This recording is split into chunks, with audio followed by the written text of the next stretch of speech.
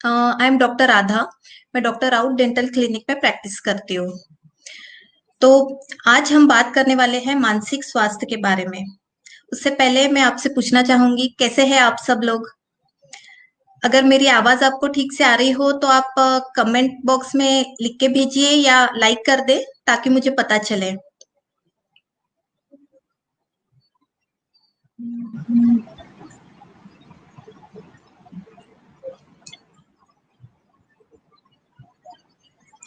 जैसे हमारा सेशन आगे बढ़ेगा, आप अपने सवाल कमेंट बॉक्स में भेज सकते हैं। हम इन सवालों के जवाब अंत में डिस्कस करेंगे। तो आज हमने जो केयरिंग बियॉन्ड डेंटिस्ट्री की पहल शुरू की है, उसमें आज हम बात करने वाले हैं मानसिक स्वास्थ्य के बारे में। अक्सर हम हमारे मानसिक स्वास्थ्य को नजरअंदाज करते हैं। अगर हमें सर्दी, खांसी, जुकाम या ऐसी कोई तकलीफ होती है, तो हम तुरंत डॉक्टर को दिखाने जाते हैं। पर हम में से कितने लोग ऐसे हैं जो कोई मानसिक समस्या यानी डिप्रेशन, एंजाइटी, अकेलापन ये महसूस होने पे डॉक्टर को दिखाने जाते हैं या साइकेट्रिस्ट के पास जाते हैं, या अपने किसी दोस्त परिवार वालों से उस बारे में बात करते हैं या चर्चा करते हैं? आप अपने जवाब कमेंट बॉक्स में भेज सकते हैं। तो शायद ही हम इस बारे में किसी से बात करते हैं या खुल के चर्चा कर पाते हैं। शारीरिक स्वास्थ्य बनाए रखने के लिए मानसिक रूप से हम संतुलन में रहना बहुत जरूरी है। अगर हम मानसिक रूप से स्वस्थ नहीं हैं, तो शारीरिक कार्यक्षमता भी बहुत बुरी तरह से इस पे अफेक्ट होता है। इसीलिए केयरिंग बियॉन्ड डेंटिस्ट्री में आज मानसिक स्वास्थ्य को प्राधान्य देते हुए हमने हमारे बीच बुलाया है साइकेट्रिस्ट डॉक्टर अनुजा केड़कर को। डॉक्टर अनुजा केड़कर एक वेल नोन साइकेट्रिस्ट है और ठाणे में इनका इनसाइट माइंड केयर सेंटर नाम का साइकेट्री हॉस्पिटल है, जहां पेशेंट्स को एडमिट करके ट्रीटमेंट देने की भी सुविधा उपलब्ध है। मुझे खुशी है डॉक्टर अनुजा केड़कर आज हमारे बीच मौजूद है और उनसे आज हमें मानसिक स्वास्थ्य के बारे में और मानसिक स्वास्थ्य को बनाए रखने के लिए उपयुक्त ऐसे बहुत महत्वपूर्ण टिप्स मिलेंगे। तो आइए आमंत्रित करते हैं डॉक्टर अनुजा केड़कर को। Welcome doctor Anuja. सबसे पहले मैं आपसे ये जानना चाहूंगी कि स्ट्रेस या टेंशन किसे कहते हैं, यानी हम ये कब कह सकते हैं कि हमें स्ट्रेस है? छोटे बच्चों से लेकर बड़ों तक सभी को किसी ना किसी प्रकार की चिंता होती है। तो हमें ये कब मानना चाहिए कि ये जो हम चिंता कर रहे हैं ये नॉर्मल है या जरूरत से ज्यादा हम चिंता कर रहे हैं? आप इस पे क्या कहना चाहेंगे? हाँ, तो देखिए, स्ट्रेस जो है ये एक नॉर्मल रिस्पॉन्स है बॉडी का या हमारे ब्रेन का, माइंड का, जिसे हम बोल सकते हैं।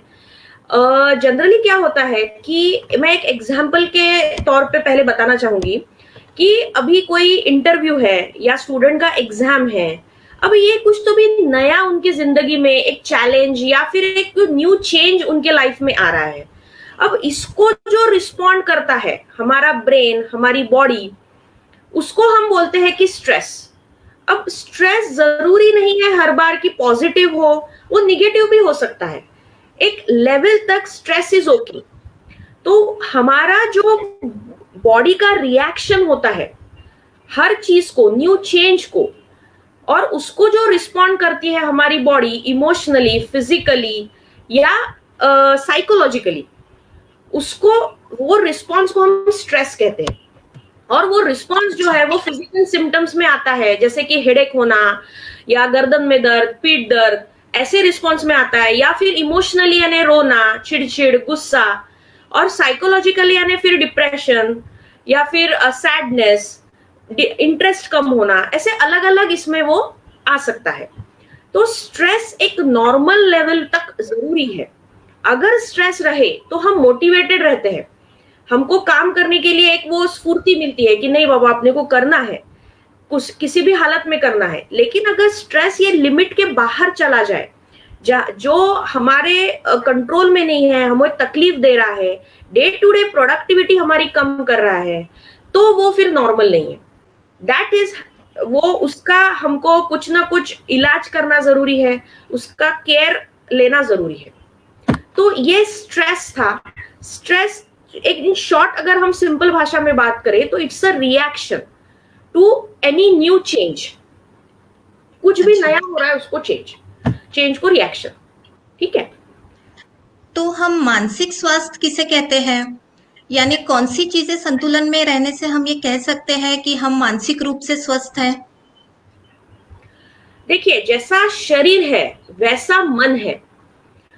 शरीर में जैसे हम बोलते हैं कि हमारा पूरा जो बॉडी है, इंटरनली आउटर पार्ट्स अगर बराबर पूरा यूनिट में काम कर रहे हैं, वो हेल्दी है, यूनिट में काम कर रहे हैं, नॉर्मल लेवल्स है ब्रेन के, बॉडी के, जो जो भी जरूरी है इंग्रेडिएंट्स, घटक चेलामंटू, तो अगर वो सब नॉर्मल लेवल पे काम कर रहे हैं ऑल टुगेदर और कोई प्रॉब्लम नहीं है अंदर, दैट इज हेल्थ। तो अगर हम फिजिकल हेल्थ जिसको जैसे बोलते हैं वैसे ही मेंटल हेल्थ है। अब मेंटल हेल्थ में क्या आता है कि इमोशंस, थॉट्स और एक्शंस, ये मेन 3 चीजें हैं जो कि एक साथ काम करना चाहिए, तब हम बोलते हैं कि हमारा ब्रेन बैलेंस्ड है। अगर एक भी इम्बैलेंस हो गया तो वो मेंटल इलनेस की तरफ जाता है। अब मेंटल इलनेस हर बार जरूरी नहीं है कि वो स्केल करे कि सिविरिटी कितनी है। मैंने ऐसा नहीं कहा है, मैंने कहा है कि इम्बैलेंस होना। अब वो थॉट्स में भी हो सकता है, इमोशंस में भी हो सकता है, या एक्शंस में भी हो सकता है। उसका कोई फिक्स ऐसा कोई स्केल नहीं है कि हम इमीडिएटली बोले कि नहीं ये अभी पागल होने वाला है, या फिर ऐसा कुछ नहीं होता है। नॉर्मल डिस्टर्बेंस भी आ सकता है। लोगों का ये साइकोलॉजी है कि साइकेट्री इलनेस यानी पागलपन, तो ऐसा नहीं है। जरूरी नहीं है कि हर बार पागलपन ही उसको नेम लेबल करे कि हाँ ये साइकेट्री पेशेंट है। जनरल प्रॉब्लम्स होना भी जो थॉट डिस्टर्बेंस ला रहा है या इमोशनल डिस्टर्बेंस ला रहा है, उसको भी हम साइकेट्री इलनेस बोलते हैं। तो साइकेट्री या मेंटल हेल्थ जो है ये 3 पिलर्स पे है। एक तो थॉट्स, इमोशंस और एक्शंस। एक भी डिस्टर्ब हो गया तो फिर वो इलनेस की तरफ जाता है। और अब वो आगे उसके फिर काफी ये है कि वो क्या सिविरिटी है वो असेस करने के लिए साइकियाट्रिस्ट है कि क्या सिविरिटी है, क्या ट्रीटमेंट है। तो ये है मेंटल हेल्थ। तो अभी हमने जाना मानसिक स्वास्थ्य और मेंटल इलनेस, इसमें क्या फर्क होता है। तो इसका अगर हमें सही प्रकार से अगर हमें जानना है तो इसके लिए साइकियाट्रिस्ट से मिलना काफ़ी अच्छा रहेगा। वो हमें सही तरीके से बता पाएंगे कि आपका मानसिक स्वास्थ्य ठीक है या नहीं है। तो अभी मैं जानना चाहूंगी कि स्ट्रेस या टेंशन के लिए हमें खुद को कैसे तैयार करना चाहिए, यानी हमें स्ट्रेस के साथ कैसे एडजस्ट करना सीखना चाहिए। मतलब अगर हमें मेंटली स्ट्रांग बनना है तो उसके लिए हमें क्या करना चाहिए? हाँ, तो देखिए, स्ट्रेस का ऐसा है ना कि काफी अब सब लोग नेट सेवी है, सब बेसिक तो सब जानते हैं कि स्ट्रेस कम करने के लिए हम पढ़ते रहते हैं कि स्ट्रेस कम करने के लिए एक्सरसाइज करो, अच्छा न्यूट्रिशन होना चाहिए, या फिर अच्छी नींद लो और सोशलाइज करो। तो ये जो है ये तो बेसिक सभी को पता है, लेकिन इसके आगे जाके मैं एक 3 चीजें मेन कहना चाहूंगी। एक तो कि हम पास्ट में बहुत जीते हैं, और पास्ट में जी के जो भी हमारा पास्ट हो चुका है उसका हम बहुत स्ट्रेस लेते हैं कि ये मेरे पास्ट में हुआ, वो मेरे पास्ट में हुआ, उसको मैंने माफ नहीं करना है, मुझे इसने तकलीफ दी, इसने तकलीफ दी। तो ये जो है हम पास्ट में जीते हैं। तो पास्ट में जीना बंद कर दे, लिविंग इन द पास्ट, ये मेन चीज है। दूसरा, हमारे साथ जो भी गलत हुआ है, जो भी गलत हुआ है उसको हम पकड़ के बैठ जाते हैं कि मेरे साथ ही गलत हुआ, अब मैं क्या करूं, अब मेरी पूरी जिंदगी बर्बाद हो गई। तो ये जो पकड़ के बैठना है तो उसको लेट गो कीजिए कि छोड़ो, अभी माफ करो, सामने वाले को भी माफ करो, खुद को भी माफ करो। तो ये लेट गो करना ये बहुत बड़ी बात है। और मैं कहूंगी कि जो इंसान लेट गो करना सीख गया लाइफ में, कि माफ करना सीख गया, वो जीत गया। वो बहुत बड़ी बात है और वही हम कर नहीं पाते हैं। तीसरा यानी थिंकिंग ऑफ द फ्यूचर। काफी लोग क्या करते हैं कि स्ट्रेस आ गया कि बस वही रुक जाते हैं, फिर हमारी लाइफ, हमारा फ्यूचर क्या है इसके बारे में हम सोचते ही नहीं है, और उसकी वजह से फिर वो स्ट्रेस में ही जीते रहते हैं। हमारी लाइफ को कुछ नया एक्सपीरियंस करने के लिए रहता ही नहीं है। तो अगर हम फ्यूचर के बारे में सोचे, हमारा लाइफ में मोटो क्या है, हमारे लाइफ में हम एम क्या है, अगर उसके बारे में सोचे, तो फिर ये जो प्रॉब्लम्स है कि स्ट्रेस आ रहा है छोटी छोटी बात का, तो हम बिग कुछ क्रिएट करेंगे खुद के लिए, तो ये छोटे छोटे जो स्ट्रेस है वो हम भूल जाएंगे। तो इसलिए 3 चीजें बहुत इंपॉर्टेंट है। एक तो thinking, stop thinking about past, second is letting go, let go कीजिए, और तीसरा यानी थिंकिंग अबाउट फ्यूचर। तो ये 3 चीजें मेन है। मुझे ऐसा लगता है कि बाकी तो चीजें आप लाइफ में करते ही है कि स्ट्रेस कम करने के लिए, लेकिन टेक्निकली जो करना चाहिए इसके साथ वो ये 3 चीजें हैं। अगर ये 3 चीजें आपने कर ली तो आप 100% आपका जो स्ट्रेस है वो मैनेज कर सकते हैं। तो अभी डॉक्टर अनुजा ने जो हमसे कहा कि thinking about future, thinking about past and letting go, ये कहने में बहुत आसान है, पर मेरे ख्याल से काफी लोगों को इसी में तकलीफ जाती है। ये बहुत मुश्किल होता है, पर हम कोशिश करेंगे आगे से कि हम ऐसा ना करें। और मेरे ख्याल से हमें जैसे मेंटली स्ट्रांग बनने के लिए अपने इमोशंस छुपाना नहीं होता है, उनका सामना करना। जितना हम उसका सामना कर पाएंगे उतना हम मेंटली स्ट्रांग बन पाएंगे।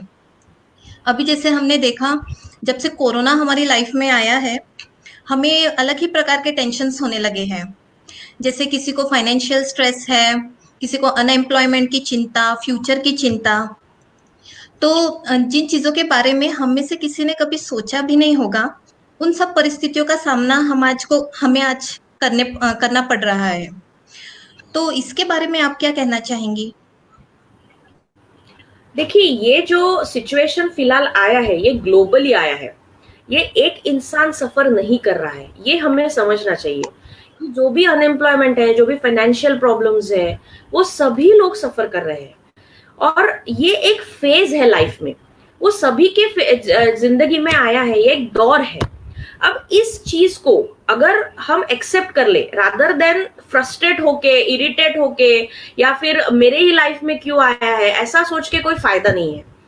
ये जो दौर है इसे हमें सभी को ओवरकम करना है, उसको जीत के आगे जाना है। इसलिए इसमें ये जरूरी है कि हम संयम से, यानी पेशेंस से, समझदारी से और कॉन्फिडेंस रख के प्लानिंग से सब कुछ करें।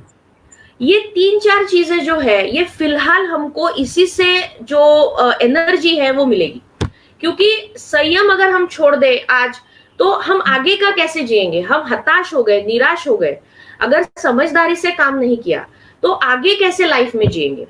तो इसलिए अभी ये टाइम है जिसमें हम प्लान कर सकते हैं, आगे का हमारा एक्शंस प्लान कर सकते हैं, हमारा लाइफ प्लान कर सकते हैं, उस पे हमारा फोकस रखना बहुत जरूरी है। हम इन शॉर्ट ऐसा कह सकते हैं कि ये अंधेरी रात है और उसकी सुबह आएगी। अब इतना ही है कि ये रात बहुत बड़ी है फिलहाल, और सुबह होने के लिए अभी टाइम है। तो इसलिए ये जो रात है ये हमको होप्स रखने पड़ेंगे कि ठीक है भाई, अभी रात शुरू है और एक थोड़ी दिनों बाद या थोड़े एक वक्त के बाद एक सुबह आएगी, लेकिन वो अच्छी आएगी, और जो भी सुबह आएगी उसके लिए आज हम प्रिपेयर रहना जरूरी है, क्योंकि सुबह आने के बाद फिर थोड़ी प्रिपरेशन करेंगे। तो आज ये हमको टाइम मिल रहा है, हम इसको बोल सकते हैं कि ब्रीदिंग टाइम है, कि हमको ये ब्रीदिंग टाइम मिल रहा है जो हम फ्यूचर प्लान करें, आगे क्या करना है उसके बारे में प्लान करें। तो फिर हमको वो जो टाइम हम वेस्ट करेंगे एक बार सुबह आने के बाद, तो वो हमारा वेस्ट नहीं होगा। तो ऐसा अगर हम पॉजिटिवली सोचे, जो कि सोचना बहुत डिफिकल्ट है क्योंकि हर तरफ निगेटिविटी है फिलहाल, सब लोग निगेटिव बात कर रहे हैं, सोशल मीडिया सब निगेटिव हो चुका है, और जिस तरह केसेस बढ़ रहे हैं it's very difficult to stay positive. लेकिन फिर भी हम उसमें कुछ आशा की किरण ढूंढ कर कि ठीक है आज का ये फेज है और हम कल इससे उभर कर बाहर आएंगे, ये सोच के हमें आगे जाना जरूरी है। बिल्कुल सही कहा डॉक्टर अनुजा, क्योंकि ये एक ऐसा फेज है जो शायद हमारी लाइफ में वापस ना आए। हमें जो अभी ये वक्त मिल रहा है हमारे फैमिलीज के साथ बोलो या हमारी हॉबीज परस्यू करने के लिए, तो मुझे नहीं लगता आगे चल के हमें कभी अपनी बिजी लाइफ में ये समय मिलेगा। तो इसका हम पॉजिटिव साइड भी देख सकते हैं, और ये वक्त भी जल्दी ही गुजर जाएगा और हमारी नॉर्मल लाइफ शुरू हो जाएगी। तो पॉजिटिव रहे, तब तक अपने इस वक्त को एंजॉय करें। और कई बार ऐसे होता है कि हम हमारी टेंशन्स में इतने खो जाते हैं कि हम ये भूल जाते हैं बच्चे भी हमारी बातें सुनते हैं, और वो भी एक मुश्किल दौर से गुजर रहे हैं। ना वो खेलने बाहर जा सकते हैं, ना दोस्तों से मिल सकते हैं, स्कूल्स बंद है, और दिन भर घर पे रहना पड़ता है। तो क्या इन सब का उनके भी मानसिक स्वास्थ्य पर कुछ असर पड़ता है? और इसके लिए फिर उनके पेरेंट्स ने क्या करना चाहिए बच्चों के लिए? बहुत इम्पोर्टेंट चीज है ये, और ये क्वेश्चन हम लिया आपने, बहुत अच्छा किया। क्या है कि जैसे बच्चे जो है ये बहुत ही सेंसिटिव होते हैं, और जो भी वो परसीव करते हैं एनवायरनमेंट से, पेरेंट्स से या बाहर से दोस्तों से, वो बहुत सेंसिटिवली हैंडल करते हैं। तो उनको हमें भी सेंसिटिवली हैंडल करना जरूरी है। अब जनरली जो मैं पढ़ रही हूँ और जो भी सुन रही हूँ, देख रही हूँ कि लोगों का कहना होता है कि नहीं, हम उनका टाइम टेबल प्लान करेंगे और उन्हें कंटिन्यूस बिजी रखेंगे। तो ये तो ठीक है, लेकिन मुझे जो चीजें लगती है, जो इम्पोर्टेंट 3 थिंग्स मुझे लगती है, वो ये है कि बच्चे अनहर्ड है। अनहर्ड है यानी कि वो, हम उनको लिसन नहीं करते हैं, उसकी वजह से वो they are deprived of your warmth by listening. तो हम एक तो उनको लिसन करना चाहिए, दूसरा यानी उनको अंडरस्टैंड करना चाहिए, और तीसरा यानी एक्सप्लेन करना चाहिए। अब इसका क्या है, मैं आपको एक्सप्लेन उस पे करती हूँ। लिसन यानी कि उनको समझना, ये बहुत जरूरी है। हर वो क्या होता है कि मैंने ऐसे काफी लोगों से सुना, एज अ साइकेट्रिस्ट मैं कंसल्टेशंस करती हूँ, पेरेंट्स से बात करती हूँ। तो अभी के दौर पे पेरेंट्स कंप्लेन करते हैं बच्चों को लेके कि अरे ये सुनता ही नहीं है, पूरा टाइम मस्ती करते रहता है, क्या पता क्या उसके दिमाग में चलता है। तो ऐसा कंटिन्यूअस वो कंप्लेन करते हैं, लेकिन हम उनको नहीं सुनते हैं कि उनको क्या चाहिए। तो अगर हम उनको सुने कि क्या प्रॉब्लम है, क्या चाहिए तुम्हें, क्या बात करनी है, एक टाइम उनको दे कि भाई you have to hear them कि क्या है, तो फिर वो समझेंगे, वो हमसे बात करेंगे, कम्युनिकेट करेंगे, जो भी उनके मन में है वो वेंटिलेट होगा, यानी बाहर आएगा। तो फिर वो पहला एक ये है कि लिसन करो उनको, यानी वो इरिटेट नहीं होंगे। नहीं तो वो इरिटेट होते हैं, फिर जबरदस्ती गुस्सा करते हैं, टैंट्रम्स करते हैं, चीजें फोड़ तोड़ करते हैं, क्योंकि उनको कोई सुन नहीं रहा है। तो इसलिए first hear them, completely hear them. दूसरा यानी कि अंडरस्टैंड देम। अब अंडरस्टैंड यानी क्या, उनको जो भी तुमने लिसन किया है, अब उसको अंडरस्टैंड कीजिए कि वो क्या चाहते हैं।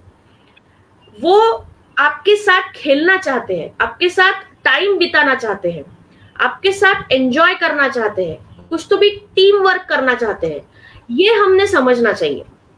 कंटिन्यूअस मैं समझ सकती हूँ कि मम्मीज जो है या पापा लोग जो है, वो पापा लोग अपने ऑफिस में वर्क फ्रॉम होम कर रहे हैं, और मम्मी जो है वो घर के मेड के भी काम कर रही है, खुद के भी अगर वो वर्किंग है तो वो भी कर रही है। इट्स वेरी डिफिकल्ट कि पूरा टाइम हम उनके साथ एंजॉय करें या उनके साथ उनको बिजी रखें, इट्स वेरी डिफिकल्ट। लेकिन हम अगर उनको छोटे छोटे टास्क दे कि अभी तुम इतना पढ़ाई कर लो फिर मेरे से बात करो, या फिर तुम एक स्टोरी पढ़ लो फिर मुझे बताओ कि स्टोरी में तुमने क्या पढ़ा, या फिर उनके साथ एक पर्टिकुलर टाइम होना चाहिए कि हाँ मैं ना आधा घंटा मुझे दो, मैं एक बार सब मेरा काम खत्म कर लेती हूँ, then I will play with you. तो अगर हम ऐसा उनको टाइम दे कि हाँ अभी मैं 1 घंटा तुमसे खेलूंगी, अभी मेरा काम मुझे करने दो, तो फिर शायद वो अश्योर हो जाएंगे कि ठीक है भैया मम्मी काम कर रही है, let her do her work, और बाद में फिर मैं उसके साथ खेलूंगा या खेलूंगी। तो जॉइंट अगर हम किचन का काम कर रहे हैं तो उनको अगर आप बोले कि ये आलू थोड़ा छील के दो, या फिर और कुछ अगर ये करना है जो उनको हार्मफुल नहीं है, कुछ शार्प चीजें नहीं है, तो वो तुम करके दो, तो वो उतना इन्वॉल्व होंगे तुम्हारे साथ और वो काम करेंगे। तो उनको भी एंजॉय करने के लिए टाइम मिलेगा, उनको भी लगेगा कि मैं कुछ प्रोडक्टिव कर रहा हूँ या कर रही हूँ, और उनका भी टाइम आपके साथ स्पेंड होगा, वो क्वालिटी टाइम होगा, फिर वो अकेले अकेले इरिटेट नहीं होंगे घर में। तो ये थी सेकेंड, अंडरस्टैंडिंग, और 3 यानी एक्सप्लेनिंग। अब एक्सप्लेन करना यानी बच्चे जो है, जो वो हम जो बात करते हैं घर में कि कोरोना की वजह से ऐसा हो रहा है, इतने केसेस आ रहे हैं, इतने पॉजिटिव हो रहे हैं, ये बहुत डर लग रहा है, और ये सुन सुन के वो भी डरते हैं, उनको भी तकलीफ होती है, लेकिन उनको समझ में नहीं आता है कि हो क्या रहा है। जैसे अगर 10 साल के नीचे के बच्चे हैं तो वो इतना पढ़ते नहीं है, इतना टीवी में उतना इंफॉर्मेटिव न्यूज नहीं देखते हैं, तो इसलिए उनको आधी अधूरी चीजें समझती है, और उससे डर निर्माण होता है कि अरे कुछ हो गया तो। जैसे मेरे पास एक केस आया था कि उतनी वो साइलेंट हो गई, पूरी शेल में चली गई, 9 साल की लड़की, कि उसको कुछ समझ में नहीं आ रहा क्या हो रहा है, और उसके मन में इतना डर बैठ गया कि मेरे पेरेंट्स मुझे छोड़ के चले जाएंगे। तो इतना वो डर मन में होता है कि मेरे पापा मम्मी छोड़ के मुझे चले जाएंगे क्योंकि अभी ये कोरोना की वजह से मर जाएंगे। So this type of thoughts they it creates fear in their mind. तो अभी ये जो है, अगर हम उनको एक्सप्लेन करें कि एक्चुअली कोरोना का क्या प्रॉब्लम है, क्या है ये इन्फेक्शन, कैसा वो हर्ट करता है, या उससे हमें कैसा सामना करना पड़ेगा, क्या हमने खबरदारी लेनी चाहिए, तो ये उनको अश्योर करना बहुत जरूरी है। अगर हम उनको एक्सप्लेन करेंगे सही तरीके से, उनको समझाएंगे, तो उनके मन में फिर उसको लेके डर नहीं बैठेगा, और वो भी उतने ही कॉन्फिडेंस से उसका सामना कर पाएंगे। तो इसलिए ये 3 चीजें हमें बच्चों के साथ हर बार करनी चाहिए, जिससे उनको भी फायदा होगा और हमें भी फायदा होगा। तो ये सभी पेरेंट्स के लिए एक बहुत ही यूजफुल टिप था। अक्सर हम हमारे बच्चों को, हम समझते हैं कि बच्चे कुछ समझ नहीं रहे हैं, पर बच्चे सब समझते हैं, उन्हें भी उतना ही डर लगता है, और हमसे ज्यादा, मतलब हम तो भी समझ सकते हैं, पर बच्चे पूरी तरीके से समझ नहीं पाते, इसलिए उनका तो डर हमसे भी ज्यादा होता है। तो हमेशा ख्याल रखें कि हम बच्चों के सामने क्या बात कर रहे हैं, और वो हमारी बातें सुनते हैं, भले ही वो खेल रहे हो तो वो हमारी तरफ ही उनका ध्यान होता है, ये हमेशा याद रखना चाहिए। तो सभी पेरेंट्स इन बातों का ख्याल रखें। फिर अगला सवाल है कि जैसे हमारे बच्चों का है, वैसे ही हमारे घर के बड़े बुजुर्गों का भी हाल है। उन्हें अपना वक्त कैसे गुजारना चाहिए, खुद को बहलाने के लिए क्या करना चाहिए, तो ये भी एक समस्या है। इसके बारे में आप क्या कहना चाहेंगी? हाँ, देखिए अभी बड़े बुजुर्ग हैं, उनका कैसा होता है कि उनका एक लाइफस्टाइल वो क्रिएट करते हैं कि दिन में एक टाइम पे उठना, एक टाइम पे खाना, ब्रेकफास्ट, फिर घूमने जाना, या फिर घूमने जाना, फिर ब्रेकफास्ट के लिए ब्रेकफास्ट लेना, फिर न्यूज रीडिंग, टीवी, ऐसा एक पर्टिकुलर उनका शेड्यूल होता है। लेकिन अब क्या हो रहा है कि उनका भी शेड्यूल पूरा डिस्टर्ब हो चुका है, जैसे एक्चुअली होना चाहिए वैसे वो हो नहीं रहा है। उसकी वजह से अभी प्रॉब्लम ये है कि अभी उनके भी मन में डर, चिड़चिड़ापन, या फिर कुछ तो भी फ्रस्ट्रेशन, कुछ तो भी फिजिकल कंप्लेंट्स कि इधर दर्द हो रहा है, उधर दर्द हो रहा है, ऐसे प्रॉब्लम्स वो भी फेस कर रहे हैं। अब इसके बारे में हम बुजुर्गों को लेकर, या फिर मैं उनसे डायरेक्टली ये कहना चाहूंगी कि जो आपका फिक्स शेड्यूल है, वो शेड्यूल को आप फॉलो करने की कोशिश कीजिए। क्या होता है कि जैसे हम सुबह उठते हैं तो हमारे एक वो वॉक करने का टाइम होता है, फिर हमारे फ्रेंड्स मिलते हैं, शाम को हम जाते हैं तो फ्रेंड्स मिलते हैं, इंटरेक्ट करते हैं दिन भर, और हमारा अच्छा टाइम गुजरता है, यानी सीनियर सिटीजन्स का। लेकिन अब नहीं हो रहा है। लेकिन अगर हम उस शेड्यूल को यानी अगर फिक्स रखे कि सुबह उठ के एक्सरसाइज करना है, अब बाहर तो पॉसिबल नहीं है, लेकिन हम घर में कर सकते हैं। अगर हमारा फ्रेंड्स हमको नहीं मिलते हैं सुबह सुबह, कि उनसे वॉक के वक्त जाते हैं तो फ्रेंड्स मिलते हैं, अब वो नहीं मिल रहा है, तो हम फोन पे उनसे बात कर ले, उनसे इंटरेक्ट करेंगे। फैमिली मेंबर्स जो भी बाहर है, कोई भाई है, बहन है, उनसे अगर हमारा रेगुलर मिलना होता था लेकिन अब नहीं हो रहा है, तो उनसे आप वीडियो कॉल कर सकते हैं, उनसे बात कर सकते हैं। जो भी आपका शेड्यूल था कि न्यूज़पेपर पढ़ना है, अभी न्यूज़पेपर नहीं मिल रहा है, तो ठीक है, आप टीवी पे न्यूज देख सकते हैं। तो ऐसा हम अगर शेड्यूल फिक्स रखे कि एक टाइम टू टाइम, अब नया नया काफी देखिए अभी सब ये लाइफस्टाइल को अपने आप को एडजस्ट करने की कोशिश कर रहे हैं, क्योंकि बहुत नया लाइफस्टाइल है और इसके बारे में किसी ने भी सोचा ही नहीं था कि हमने ऐसा भी टाइम आएगा कि हमको ये भी लाइफस्टाइल को सब एडजस्ट होना पड़ेगा। तो इट्स क्वाइट नॉर्मल कि ये सबको एडजस्ट होते होते टाइम लगेगा, और सीनियर सिटीजन्स तो ऐसा है कि अभी वो उनका एक फिक्स शेड्यूल होता है और उनको एडजस्ट होने में ज्यादा टाइम लगता है। तो ये उनको मैं कहना चाहूंगी कि आप थोड़ा अपना टाइम जो है ये आप जैसे आप टीवी देखिए या कुछ पढ़ने की कोशिश कीजिए, नया कुछ आपको जो भी अच्छा लगता है। ऑनलाइन अभी काफी डेवलप हो रहे हैं कि कोई सीनियर सिटीजन्स के लिए आर्ट क्लासेस या ऑनलाइन मीटिंग्स हो रहे हैं। मैंने बीच में एक देखा कि एक सीनियर सिटीजन्स के लिए क्रिएटिव और फन लविंग कुछ सेशंस ले रहे हैं, जिसमें सीनियर सिटीजन्स अपना जो भी हॉबी है वो परस्यू कर सकते हैं। तो ऐसा सीनियर सिटीजन्स के लिए भी काफी नया नया आ रहा है। उसके साथ साथ कि पजल सॉल्व करना, घर में फैमिली मेंबर्स के साथ वक्त बिताना, डिस्कशन करना, डिनर्स और लंच जो है वो हम एक साथ अगर फैमिली मेंबर्स के साथ ले, जैसे एक टाइम एक फिक्स करे कि ये टाइम पे ही हम साथ में ले, तो वो काफी इंटरेक्टिव होगा, काफी अश्योरिंग होगा सीनियर सिटीजन्स के लिए, और वो ऐसा निग्लेक्टेड फील नहीं करेंगे।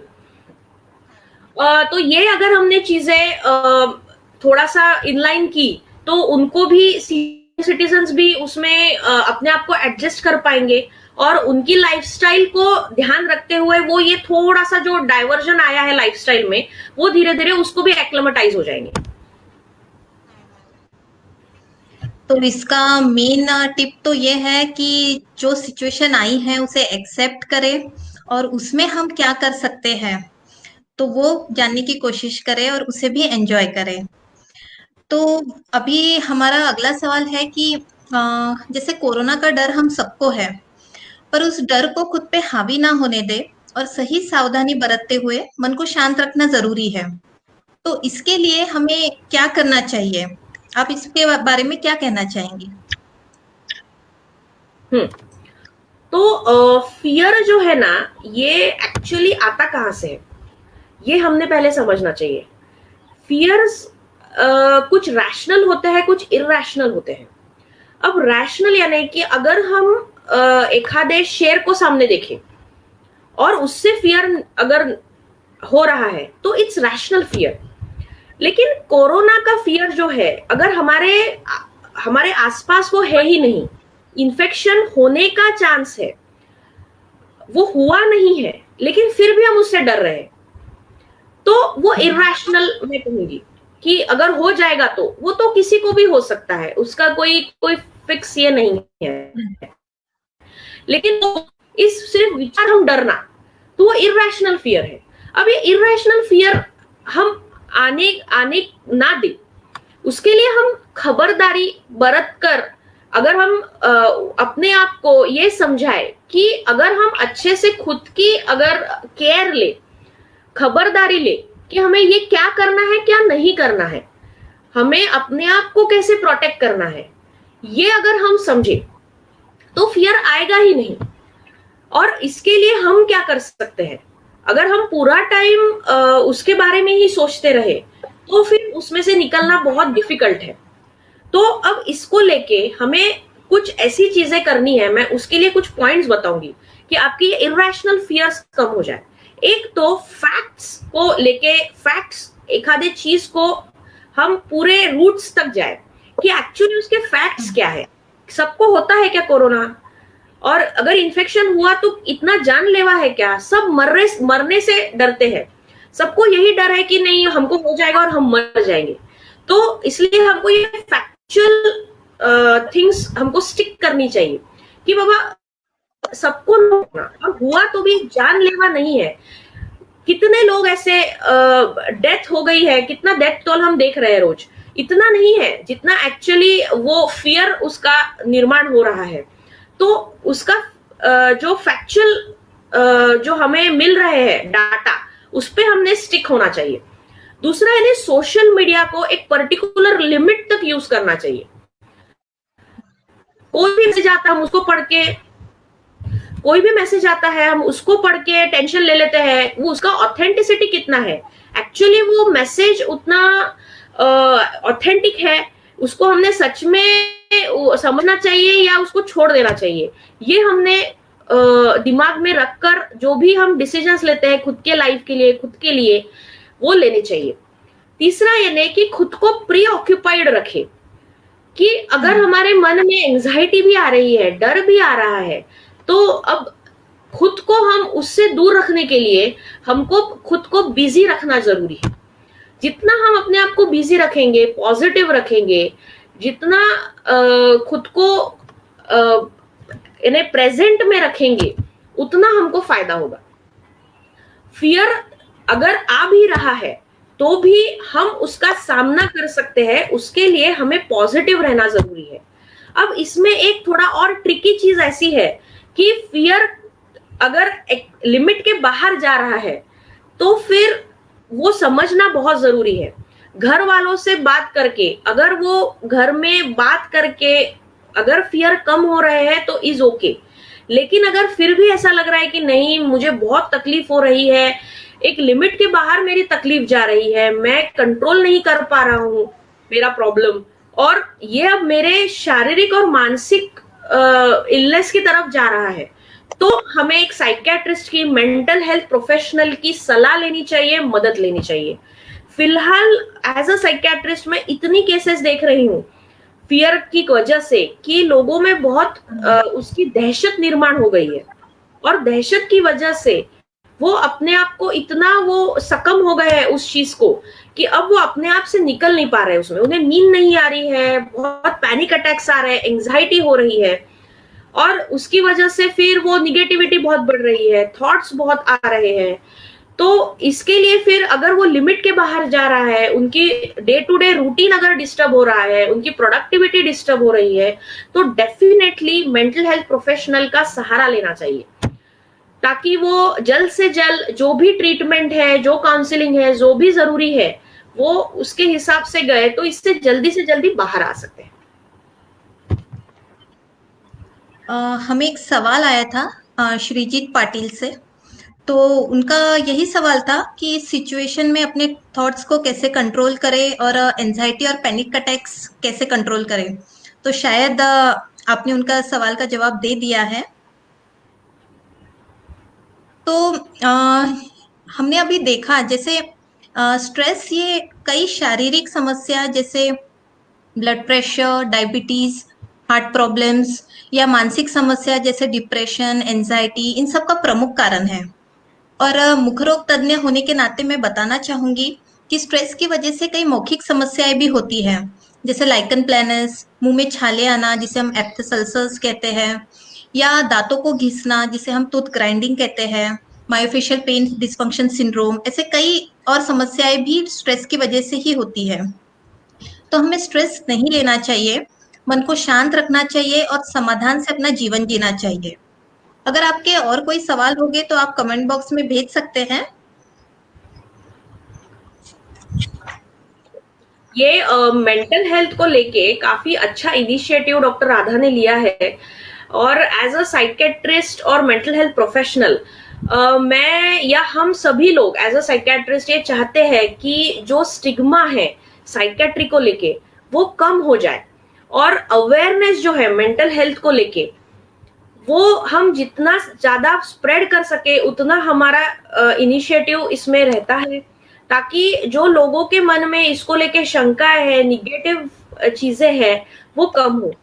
अब डॉक्टर राधा का जो इनिशिएटिव है इसमें, इट्स रियली मैंने applaud, we should have a standing applause कि वो उतना ले रही है और ये सब कर रही है, बिकॉज इट्स वेरी डिफिकल्ट कि कोई इतना इंटरेस्ट लेके, इनिशिएटिव लेके साइकेट्री पे काम करे बीइंग अ डेंटिस्ट, तो इट्स रियली अप्रिशिएबल, और I would like to thank her for this, so thank you Radha for this. Thank you doctor Anuja for your kind words. तो आपको कोई भी परेशानी हो तो अपने दोस्तों से या प्रियजनों से उसके बारे में आपने बात करनी चाहिए, या अगर आपको लगे, ज़रूरत लगे तो डॉक्टर से या साइकेट्रिस्ट से अपनी सलाह लेनी चाहिए, उस बारे में सलाह लेनी चाहिए। तो जैसे बाकी स्पेशलिटीज होती है वैसी साइकेट्री एक स्पेशलिटी है। तो आप को कोई भी समस्या हो तो आप इजीली साइकेट्रिस्ट से कांटेक्ट कर सकते हैं। मैं कमेंट्स में डॉक्टर अनुजा के हॉस्पिटल के डिटेल्स और उनके बाकी डिटेल्स प्रोवाइड करूंगी, तो आप बाद में भी उनसे कांटेक्ट कर सकते हैं। तो हम कामना करते हैं कि आप शारीरिक और मानसिक रूप से स्वस्थ रहे, सकारात्मक रहे और खुश रहे, और आप मानसिक रूप से इतने मजबूत बने कि जीवन के किसी भी पड़ाव में आप कमजोर ना हो और उसे आसानी से पार कर पाए। अगर आपके कोई सवाल है तो आप कमेंट्स में भेज सकते हैं। अंत में मैं ये कहना चाहूंगी कि मानसिक स्वास्थ्य ये एक मंजिल नहीं है, ये एक यात्रा है। हम कहाँ पहुंच रहे हैं इससे ज्यादा ये महत्वपूर्ण है कि हम वहां कैसे पहुंच रहे हैं। तो थैंक यू डॉक्टर अनुजा अपना समय देने के लिए और हमें हमारे इतने सारे प्रश्नों का समाधान करने के लिए। आप बाद में भी अगर आपको कोई सवाल है तो आप भेज सकते हैं। फिर अगर आपको मानसिक स्वास्थ्य से जुड़े हुए और कोई सवाल भी पूछने हो, या अगर आप चाहते हैं कि हम इस विषय पर और एक सेशन ले, तो उसके बारे में भी आप कमेंट्स में अपनी राय दे सकते हैं। एक सवाल आया है, श्रीजीत पाटिल का एक सवाल आया है। How someone should understand the depression symptoms and particular young age increasing numbers of suicide attempts eight young age. तो जैसे स्टूडेंट्स में अभी हम देखते हैं कि सुसाइड अटेम्प्ट्स बहुत होते हैं। हम कहते हैं कि आजकल बच्चों की सहन शक्ति कम हो गई है, पर ऐसा क्यों होता है? और आजकल की जो कॉम्पिटिटिव वर्ल्ड है, तो क्या उसके वजह से ऐसा होता है, या फैमिली से उतना टाइम नहीं दे पाते, अपनी मन की बात नहीं कह पाते, उस वजह से ऐसा होता है? इसके बारे में आप क्या कहना चाहेंगे? देखिए, जो क्वेश्चन आया है, तो डिप्रेसिव सिम्टम्स जो है जनरली क्या है कि मेन 3 चीजें हैं डिप्रेशन को लेके। एक तो सैडनेस है कि उदासीनता, तो उदास लगता है, कुछ करने की इच्छा नहीं होती है और ऐसा लगता है कि बस कुछ मजा नहीं है। दूसरा है ना इंटरेस्ट कम होना, कि जो रेगुलर हम चीजें करते हैं, जैसे एंजॉय करते हैं, फ्रेंड्स के साथ बाहर जाते हैं, कुछ खाने की हमारी इच्छाएं होती है, मूवीज देखना पसंद करते हैं, तो ये सब इंटरेस्ट निकल जाता है। और तीसरा यानी कि इमोशनली बहुत डिस्टर्ब हो जाते हैं, कि कुछ ऐसा कुछ फर्क ही नहीं पड़ता कि क्या चल रहा है किसके लाइफ में, कुछ नहीं, किसका यानी हंसना भी नहीं और रोना भी नहीं। तो ये थोड़ा सा ये 3 इंपॉर्टेंट चीजें हमको डिप्रेशन में देखने को मिलती है। लेकिन अब मैं ये बताना चाहूंगी कि ये बहुत थ्योरेटिकल है। अभी प्रैक्टिकली अगर हम बात करें तो डिप्रेशन के बहुत अलग अलग प्रेजेंटेशंस है। उसमें नींद ना आना, या चिड़चिड़ होना, गुस्सा आना, छोटी छोटी बात पे तोड़फोड़ करना, एंगर, एग्रेशन या झगड़े करना। अब अलग अलग अगर आप यूथ के बारे में बात कर रहे हैं, तो यंग एज में जो है ना, जनरली हमको ये सैडनेस और ये इतना देखने को नहीं मिलता है। वो ज्यादातर एंगर और एग्रेशन में अपना डिप्रेशन निकालते हैं, कि जो स्टडी से उनका मन निकल जाता है, या फ्रेंड्स के साथ जाना पसंद नहीं करते, अकेले रहना पसंद करते हैं, घर पे पेरेंट्स है तो चिड़चिड़ बहुत करते हैं या गुस्सा करते हैं, नींद नहीं आती है, और धीरे धीरे फिर वो ड्रग्स की तरफ भी जाने लगते हैं। तो ये मेन यानी ये डिप्रेसिव सिम्टम्स यंग लोगों में दिखते हैं। जनरली जो यूथ में बढ़ रहा है सुसाइड का रेट, उसमें एक हमने जो चीज देखी है एज अ साइकियाट्रिस्ट, की कम्युनिकेशन प्रॉब्लम बहुत है पेरेंट्स में और बच्चों में। बच्चे बहुत लोनली हो गए हैं, जो जैसा कम्युनिकेट करना चाहिए पेरेंट्स के साथ, या पहले भी ऐसा था कि पेरेंट्स से डरते थे लोग, बच्चे डरते थे, लेकिन कम्युनिकेशन के लिए उनके पास कोई था। एक तो कोई सिबलिंग्स थे या फिर चाचा मामा। अभी न्यूक्लियर फैमिलीज है, कम्युनिकेशन उतना कम है, इंटरेक्शन नहीं है। और बच्चे कैसा है कि उतने फ्रेंड्स भी उनको इतने लॉयल फ्रेंड्स और इतना जो अटैचमेंट फ्रेंड्स के साथ होता था पहले, अब उतना नहीं है। फ्रेंड्स भी सिर्फ बोलने के लिए होते हैं, एंजॉयमेंट के लिए होते हैं, सुख दुख के लिए नहीं होते हैं। तो इसलिए वो इंटरेक्शन, कम्युनिकेशन बहुत कम हो गया है। पेरेंट्स, अब मैं एज अ साइकेट्रिस्ट देखती हूँ कि काफी ऐसे बच्चे हैं जो हेल्प लेना चाहते हैं और दे आर स्ट्रगलिंग कि हमको इसमें से बाहर निकलना है, लेकिन पेरेंट्स मदद नहीं करते। पेरेंट्स को लगता है कि ये नाटक कर रहा है, उनको ये समझता नहीं कि ये सच में डिप्रेशन में है और इसको हेल्प की जरूरत है। दे क्राई फॉर हेल्प, लेकिन वो मिलता नहीं है उनको। और कुछ ऐसे हैं कि जो समझ नहीं पाते कि अपने को डिप्रेशन है, तो फिर वो उसकी वजह से क्या होता है कि पेरेंट्स को हर बार पेरेंट्स को यानी ये रॉन्ग इंप्रेशन होता है बच्चों को लेके कि नहीं, इनको पढ़ाई नहीं करनी है, इनको कुछ लाइफ में करना नहीं है, इसलिए ऐसा कर रहे हैं। काफी यानी देखती हूँ मैं पेरेंट्स, उनका यही स्टेटमेंट होता है। तो ये नहीं है। अब इसमें थोड़ा सुधार भी आ रहा है कि कुछ पेरेंट्स समझते हैं कि नहीं, यानी क्योंकि अभी सुसाइड रेट जितने बढ़ रहे हैं, ये देख के पेरेंट्स को भी अभी रियलाइजेशन हो रहा है, अवेयरनेस आ रहा है, सो दे रश साइकियाट्रिस्ट इमीडिएटली कुछ कुछ केसेस में। लेकिन बहुत कम केसेस ऐसी है कि जिसमें parents take help, seek help immediately. 80% में आई वुड से कि उतना नहीं है। और उसकी वजह से क्या होता है कि बच्चों को हेल्प नहीं मिलती है, आइदर फिर वो नशे की तरफ जाते हैं या फिर सुसाइड अटेम्प्ट कर लेते हैं। और फिर सुसाइड करने के बाद फिर वो पेरेंट्स को लगता है कि अरे हमने तभी मदद करनी चाहिए थी, या फिर ऐसा होता है। तो आपके सवाल का जवाब शायद आपको मिला होगा। इसमें से हम ये समझते हैं कि हमें दूसरों को समझना ज़्यादा इम्पोर्टेंट है। जो दिख रहा है शायद वैसा ना हो, इसीलिए सुसाइड होने के बाद हमें ये रियलाइज़ होता है कि अच्छा ये डिप्रेशन में था। अ, हमें हम्म। शायद उसके काफ़ी इंडिकेशंस पहले मिलते हैं। वो आपसे कुछ कहना चाहते हैं, कुछ इनडायरेक्टली कुछ कहते भी हैं, पर हम उस पे ध्यान नहीं देते। इसके लिए मैं कहना चाहूँगी कि अगर आपको कोई भी डाउट हो, अगर आपको नहीं समझ रहा हो कि ये डिप्रेशन है या नहीं है, तो सबसे बेटर ऑप्शन है कि आप साइकियाट्रिस्ट से मिलें। वो आपको ठीक तरीके से बता पाएँगे कि क्या करना है, ये नॉर्मल है या नहीं है। ये सब के बारे में हमें ज़्यादा सोचने की ज़रूरत नहीं है। हम अगर डॉक्टर से मिले तो वो हमें सही तरीके से बता पाएँगे। और अगर आप इन सब चीज़ों का ख़्याल रखें, तो मानसिक समस्या अगर है भी, तो उसे हल किया जा सकता है। वो एक बाकी जैसे समस्याएँ होती हैं शरीर में, वो भी एक उसी का पार्ट है। और अगर वैसा कुछ है, तो उसे भी ट्रीटमेंट से या काउंसलिंग से ठीक किया जा सकता है। तो मैं अपने सभी दर्शकों को भी शुक्रिया कहना चाहूँगी हमारे साथ बने रहने के लिए। और अगर आप चाहते हैं कि केयरिंग बियॉन्ड डेंटिस्ट्री में हमें अगला कौन-सा विषय लेना चाहिए या मानसिक स्वास्थ्य पे हमें और एक सेशन लेना चाहिए, तो आप प्लीज़ कमेंट बॉक्स में अपने सजेशंस दे सकते हैं। तो अंत में मैं डॉक्टर अनुजा को थैंक यू कहना चाहूँगी। और आपने जो भी बातें कही, वो उसका बहुत सारा उपयोग मेरे खुद के लाइफ में भी होने वाला है। तो बाकी दर्शकों को भी उसका बहुत उपयोग होगा। Thank you doctor Anuja for being thank with you. Us.